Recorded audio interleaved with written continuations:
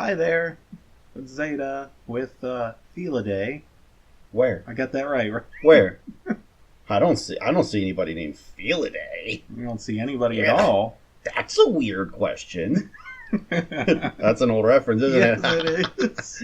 I saw that recently, so We decided to do something a little different. we're doing something different. At least me personally, I kind of think we should spread out a little bit beyond just games. Yeah, So, let's do a thing about games. yeah, well, I mean, playing the games, obviously.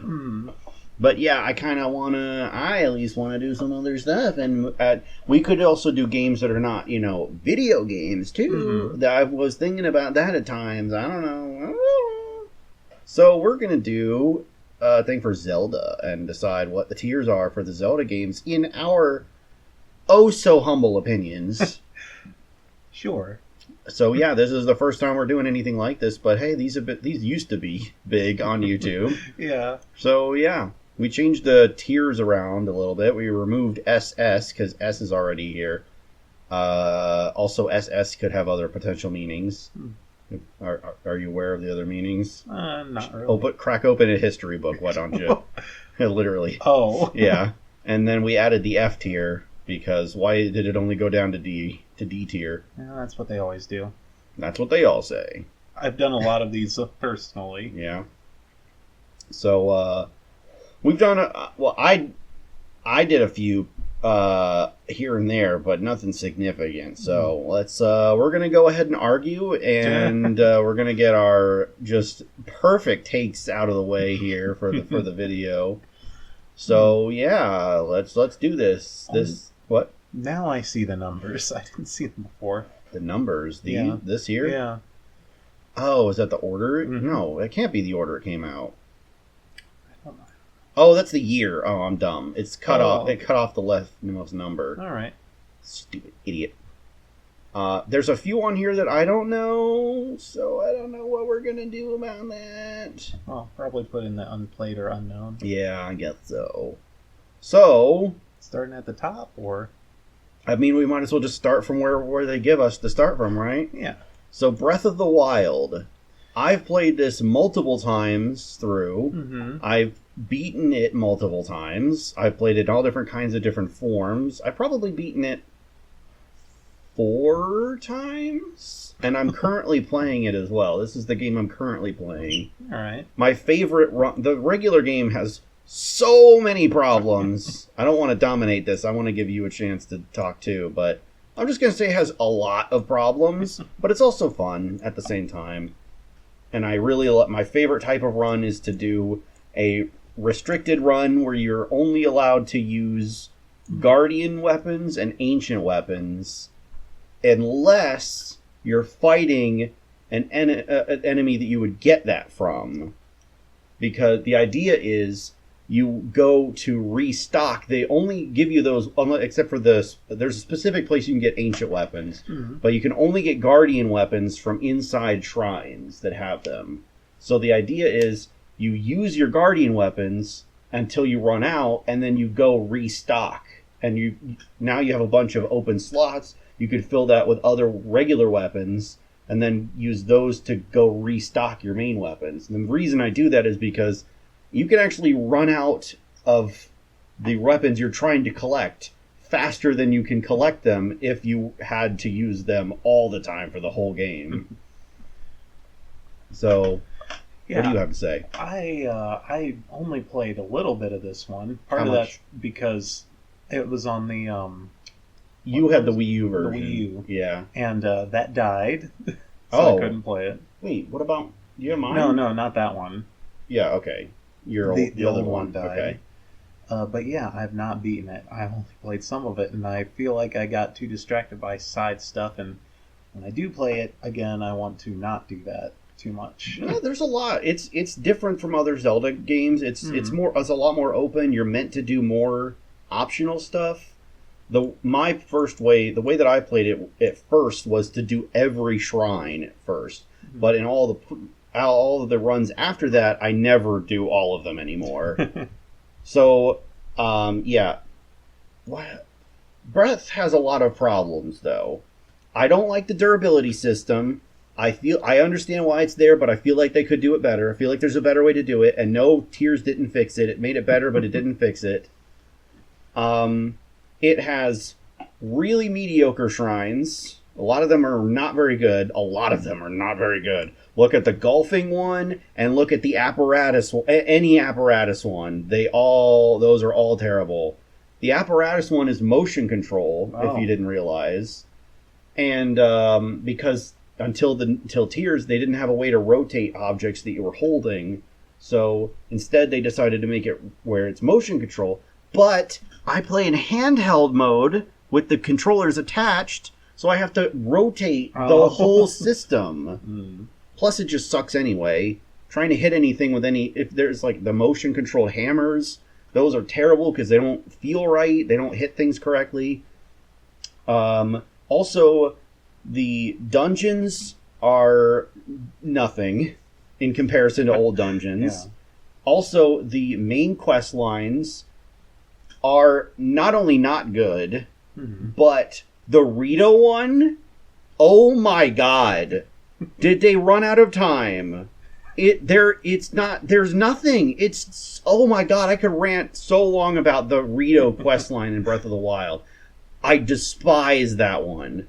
But my number one main issue with the general design of the game is, why would they make the quest part, the quest part of the game where it's leading up to the dungeon, why would they make that linear in the open world environment, but then the dungeon, which you would normally expect to be linear, is open world? They have those parts flipped backwards, which completely ruins both of them, in my opinion. All right.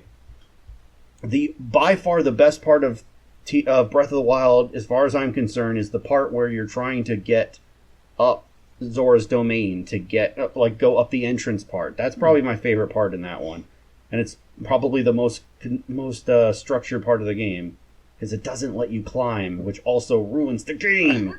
Because it makes it where you can just go in a straight line wherever you want to go, and I hate that in open world games. My favorite part's probably the characters. Like which ones? Oh, like, I don't know if this is the right name or not, but Redo. Yeah, that's the Gerudo leader. Yeah. Yeah, I like the Gerudo are really good in this game, and the Rito design is also really good. Yeah, Mifa. Yep.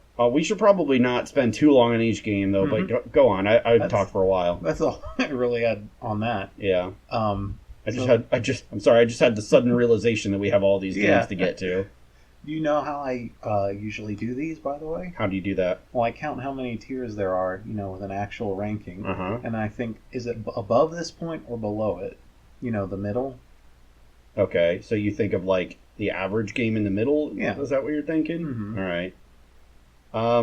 Well, okay. This one has an even number, so here I usually think in a 0 to 10 scale. So I'm going to try to convert this to that in my head. All right. I would put Breath as a 7. I would put it B. What do you think? That works for me. Go ahead. I didn't experience all the problems with it like you did, so but you might not have the same problems. You might. That's true. One thing I've heard people complain about different Zelda games, and there's a lot of times where I'm like, I agree with everything you're saying, but they didn't bother me like they bothered you. So that could apply to you as well. Yeah. Also, I kind of want to put this out there. I don't think that it should matter which order on the tier that it is. Oh no, I don't do that either. That's way too granular for me. Especially because I've done the over 100 ones. Yeah, that would get way too bad for that. Yeah. So we're just gonna, anything in B could be in any order. The order doesn't matter. Triforce Heroes, I've never played it. Neither have I. So unplayed. A Link Between Worlds. I'll let you go first. Okay. Well, in some ways, it's probably an improvement on Link to the Past. In some ways, perhaps not. Like what? Like having to go and rebuy your weapons if you happen to die. Okay. But I like the Simply style, don't die. Yeah. Well, that's easier said than done. Yeah. Usually when I played the game, I would only rent if I had to, and I would just save up and buy, go straight from not having it to buying it. That's how I wouldn't bother. So I'd only rent at the beginning because you have to rent at the beginning. Oh. But once buying becomes an option, I never rent again. I didn't know it became an option. What? What do you mean you didn't know? I haven't beaten that one either. Oh, okay. Well, you have to buy it because there's also an upgrade system. You can upgrade every item one time to get an improved effect, but you have to buy it to do that. Do you know what the Mai are? Yeah. I like that part. That's the upgrade system. Oh. You're collecting them, and every 10 of those you get, you upgrade an item. I forgot I was able to get that. Yeah, so. but you have to buy it to do that. Okay, go. I like the gimmick of the game. The wall merging? Yeah. Mm-hmm. I don't know if this is a hot take or not. This is the best Zelda game in the series. Really? Oh, yeah. Huh. For me, easy S. If we still had the SS tier, it would be in that. That's pretty funny considering how you feel about the one it's based on. Yes, I know. We haven't gotten there yet, so spoilers. I have very different feelings about A Link to the Past. But yes, Link Between Worlds is easily my favorite Zelda game. It's so good. It has great game feel, great music, great sound effects, great graphics, great art style. All the dungeons are great. I really like the unique idea of buying items, even though I get it kind of reduces their value in some way of like their special factor, but I don't think it's that big a deal. And I love the wall merge. It's perfect for the way the game works. It fits perfectly. It's the best, arguably the best gimmick in any Zelda game, other than maybe like the masks in Majora potentially. Majora used to be my favorite, but now I don't. Now I think it's Link Between Worlds. Okay. Anything else? No. All right. Skyward? Yeah. You like Skyward, right? Mm-hmm. I didn't mean that like, oh, you like it, don't you? You're one of those people that like it. You could start on this one then. Okay, so I didn't get to play Skyward for a long time until the HD version on Switch. So that's an important thing because I didn't have motion controls. So I got to play it using the stick to swipe your sword. That probably makes a big difference. Well, it never bothered me. Okay. And I kind of played it a little bit on your system, but I didn't really know it that well. Yeah. I think Skyward Sword is a solid okay game. It has Fee in it, which I love. You and two other people. Right. I definitely do see a lot of the problems. Like, they didn't need to have 3 different phases of the game. Yeah. Because the third phase doesn't even have dungeons in it, which is weird. Also, I will never forgive the designers for making the last dungeon what they made it.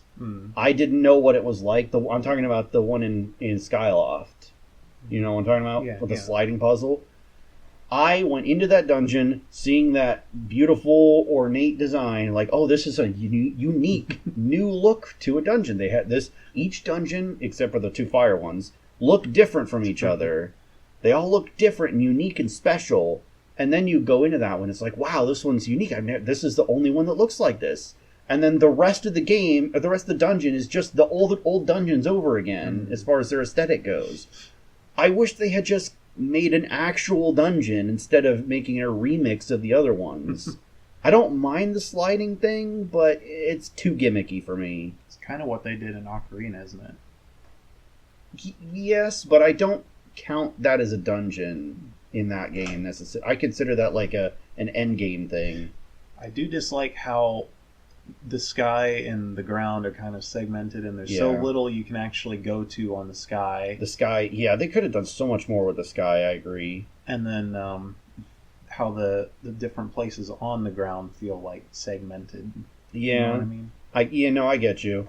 The sand ship, really good. Yeah. The Lenne Reminding Facility was pretty good. What was the other one that was really good? What's the other dungeon? What's the dungeon that comes either before or after the sand ship? I don't remember. It's been quite some time. Isn't it like a spooky dungeon? I do remember one that where you like go into hell at the bottom and there's like Yes, zombies. that's it. That's the ancient cistern. That's it. Yeah. That one was also really good. I really like those two shrines in particular, the sand ship and the ancient cistern. Called them shrines. Did I? Oh, the temples.